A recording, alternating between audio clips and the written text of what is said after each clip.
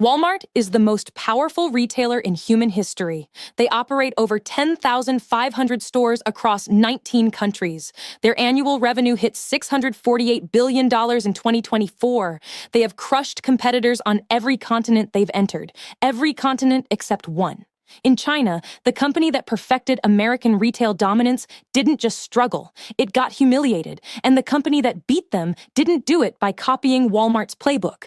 They did it by studying that playbook, identifying every assumption baked into it, and then building something that makes Walmart's model look like a horse-drawn carriage next to a bullet train.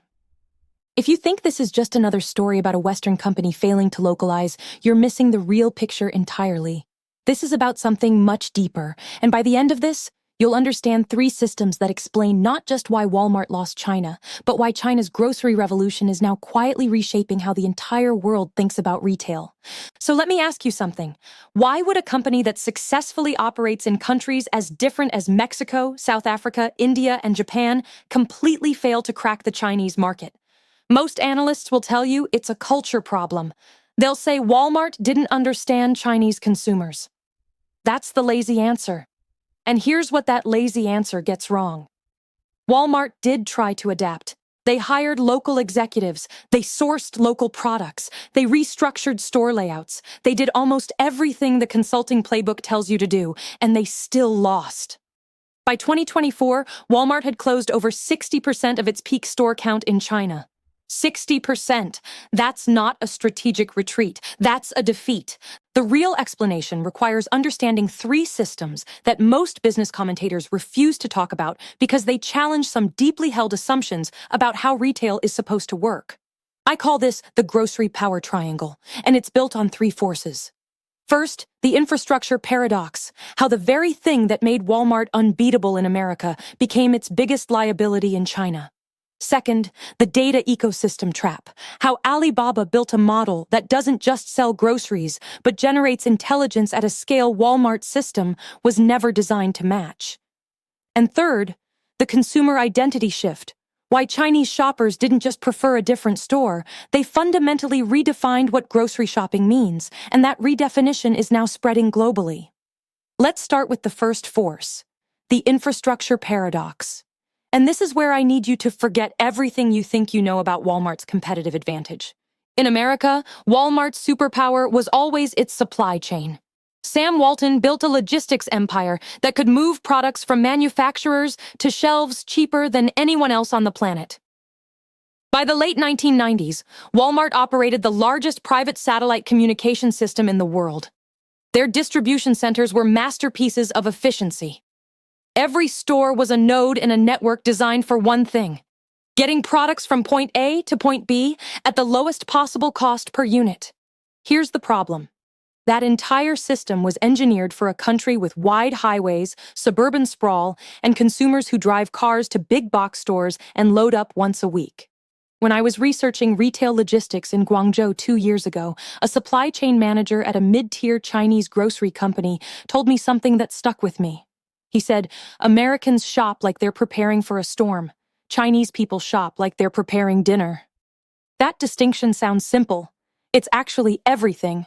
Chinese consumers, particularly in Tier 1 and Tier 2 cities, shop for groceries almost daily. The average Chinese urban consumer visits a food retail point 4 to 5 times per week. Compare that to the American average of 1.6 times. This isn't a minor behavioral difference. It's a completely different operating reality. Walmart's model depends on high-volume, low-frequency trips. Big carts, big parking lots, big stores on cheap land at the edge of town. In Chengdu, in Shenzhen, in Shanghai, that model runs headfirst into a wall of dense urban neighborhoods, consumers without cars, and a cultural expectation that fresh food means bought today, not bought last Tuesday. And Walmart knew this. They tried smaller formats. They experimented with locations closer to city centers. But here's what nobody tells you about those experiments. The cost structure didn't work. Walmart's margins depend on scale within each store. Shrink the store, and you shrink the margin. And you still haven't solved the freshness problem. That freshness problem is where everything starts to unravel for the American model, and where Alibaba saw an opening so massive it would eventually reshape the entire industry. And that opening connects directly to the second force in our triangle, the one that makes most Western retail analysts completely miss what's actually happening in Chinese grocery. So here's the second force at work, and this one operates on a level that most people in Western retail haven't even begun to appreciate. The data ecosystem trap. And to understand it, you need to understand what Alibaba actually built with Freshippo, known in Chinese as Hema Xiansheng. Most Western media covered Freshippo as a trendy grocery store. They showed the conveyor belts on the ceiling carrying online orders through the store. They talked about customers scanning barcodes to check product origins. It made for great footage. But here's what that coverage completely missed. The stores were never the product. The data was the product. The stores were just the collection mechanism. Let me show you what this actually means. When Freshippo opened its first location in Shanghai in January 2016, it didn't just open a grocery store. It opened a living laboratory. Every customer had to use the Alipay app to shop. No cash, no third-party cards, just Alipay. Most analysts saw that as a payment preference. It was actually a data pipeline. From day one, Freshippo knew exactly who was buying what, at what time, how often, in what combinations, and from what location.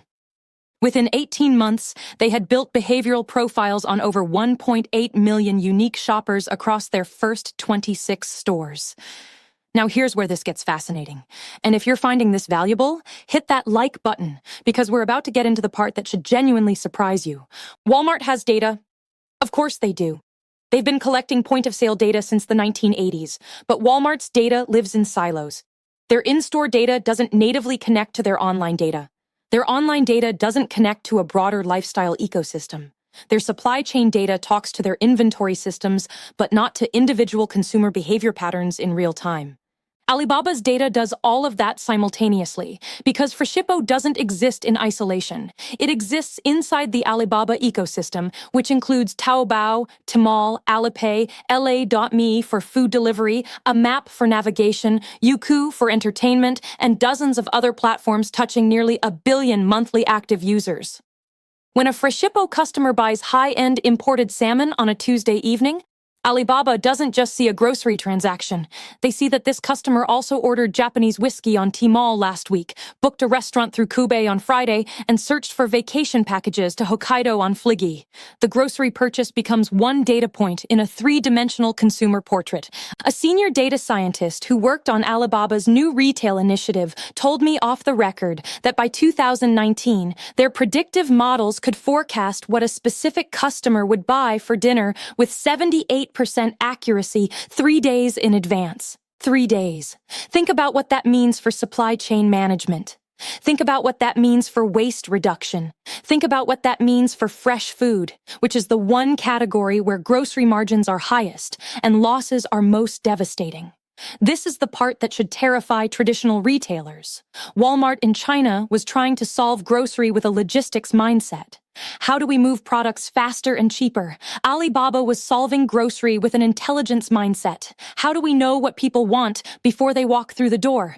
And here's a real-world example of how this played out. In 2018, Freshippo opened a store in Suzhou, a second-tier city about 60 miles from Shanghai. Within the first 90 days, their system identified that customers within a 3-kilometer radius had a disproportionately high demand for high-quality seafood, but a low tolerance for prices above 48 yuan per kilogram for most shellfish items.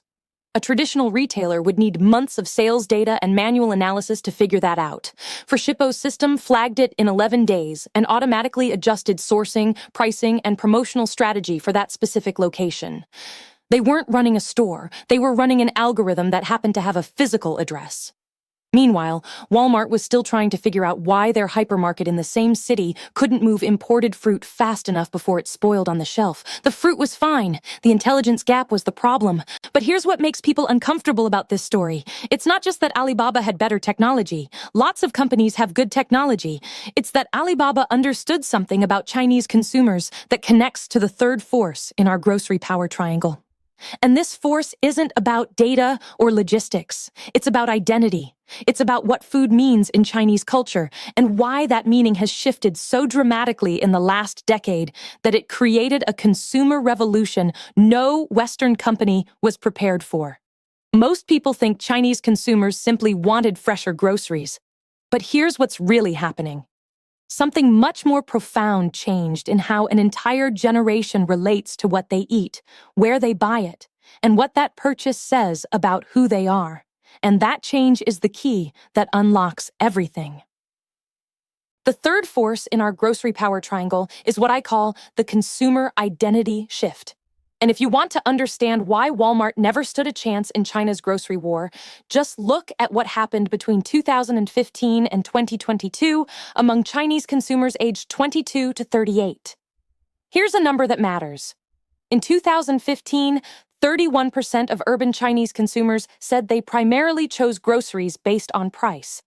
By 2022, that number had dropped to 14.3%. In just 7 years, price went from being the dominant factor to being a secondary consideration. What replaced it?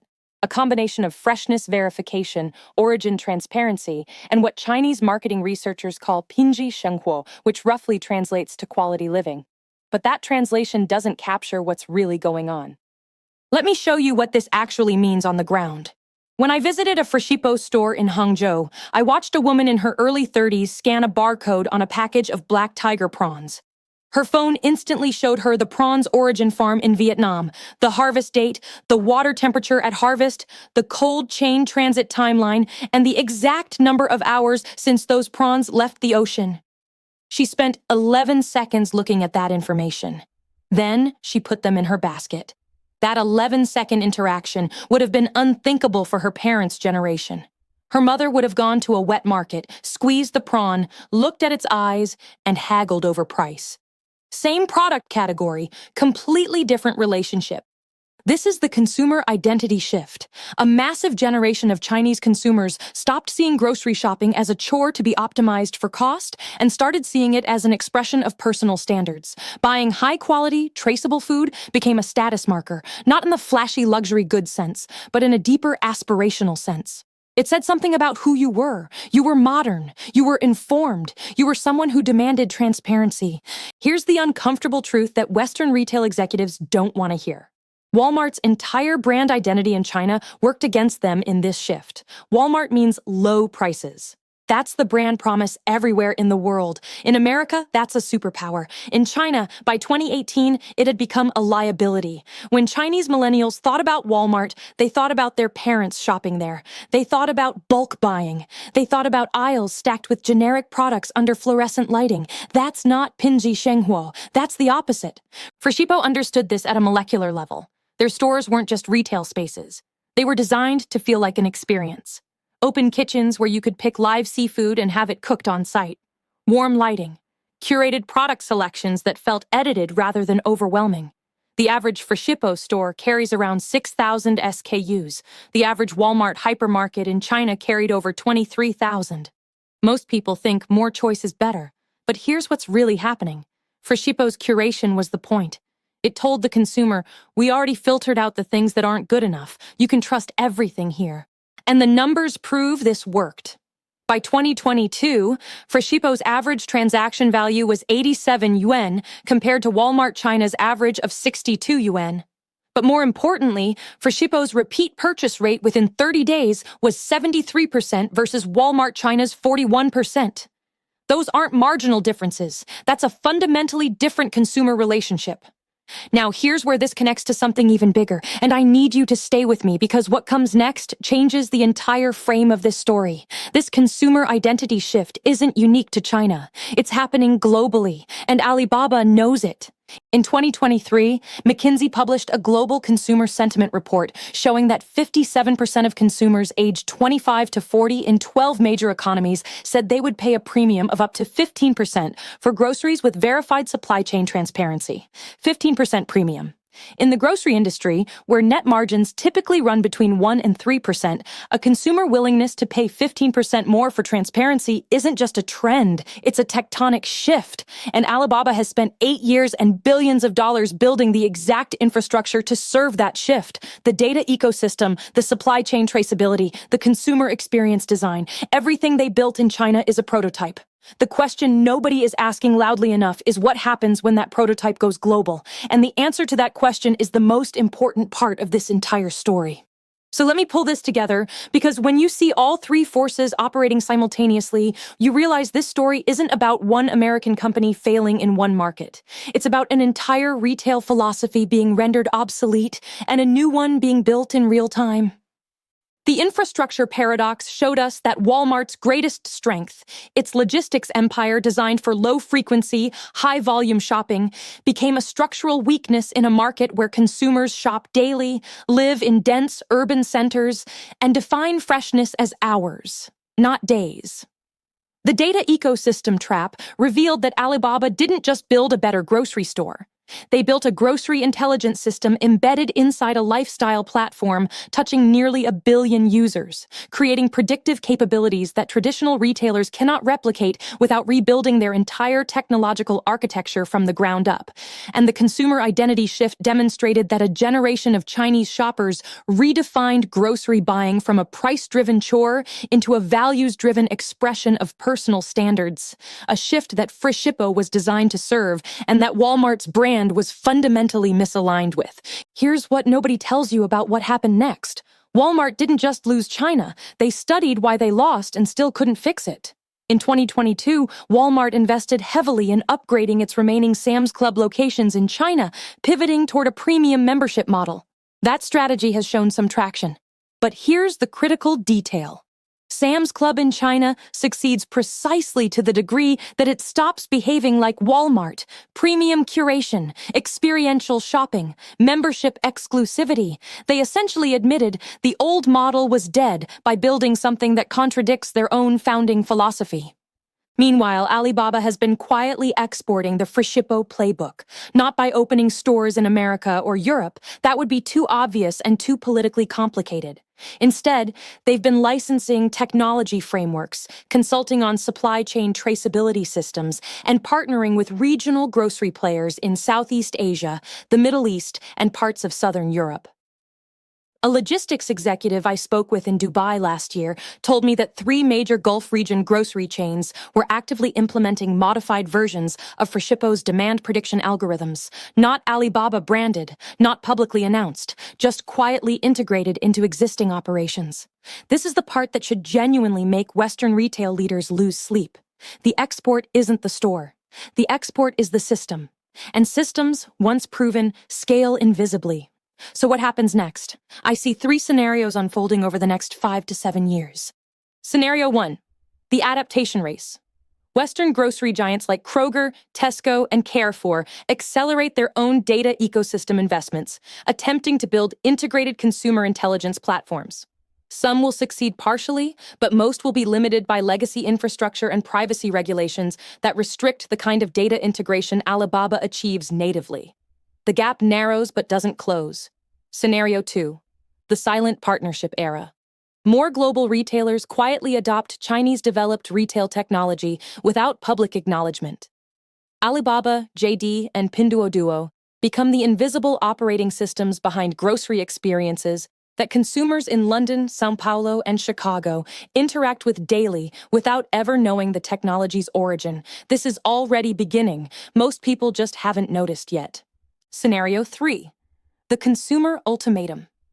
The transparency expectations that drove China's grocery revolution become global consumer demands. Shoppers everywhere begin expecting barcode-scannable supply chain histories, predictive personalization, and curated quality assurance. Retailers who can't deliver this don't just lose market share, they become irrelevant to an entire generation. The 14.3% price priority number. I mentioned earlier in China becomes the global norm within a decade. I call this entire framework the grocery power triangle because it reveals that retail dominance in the 21st century isn't built on any single advantage. It's built on the interlock between infrastructure design, data intelligence, and consumer identity. Miss any one of those three, and you're playing a game you cannot win. Walmart missed 2 out of 3 in China. Most Western grocers are currently missing all 3 globally. The biggest lesson here isn't about Walmart or Alibaba. It's about the assumption that the way things have always worked is the way they'll continue to work. That assumption is the most expensive mistake in business. If this changed how you think about retail, subscribe and turn on notifications because we go deep on stories like this every week, and I want to hear from you. Drop a comment and tell me, what's one grocery shopping habit you have today that didn't exist 5 years ago? I'll be reading every single response.